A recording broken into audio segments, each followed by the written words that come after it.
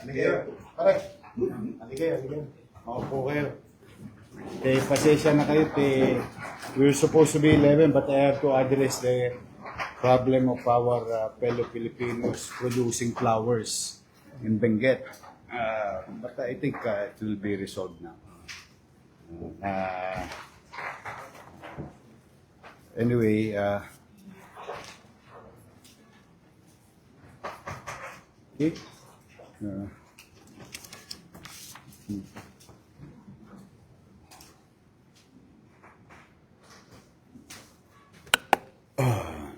Again, welcome to our regular health board meeting. Madam Director Grace Padilla.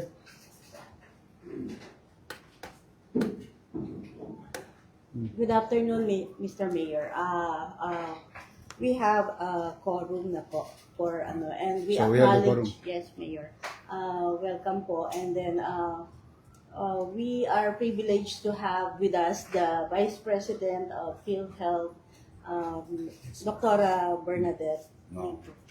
Thank you, Doctor. And Welcome, PhilHealth family, the partner of the city government to provide better, sustainable, quality healthcare for our people.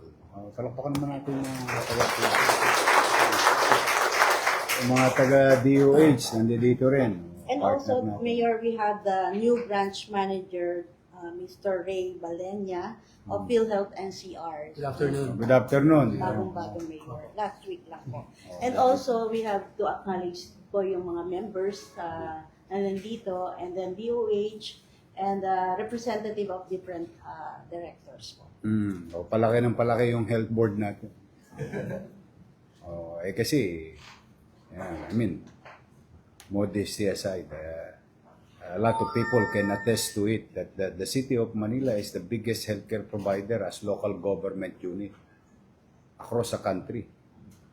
Running a 7 hospital, 44 health centers, and so on and so forth.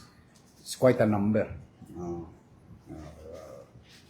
Meron pa ako ibabalita sa inyo mamaya.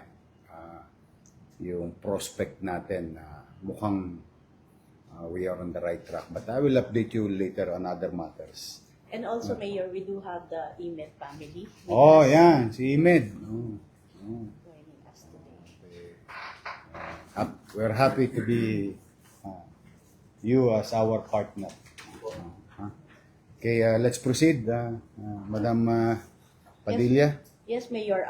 For the approval of the sa previous meeting, we have a proposal of Dr. Season of the renaming of Hospital ng Sampaloc to Hospital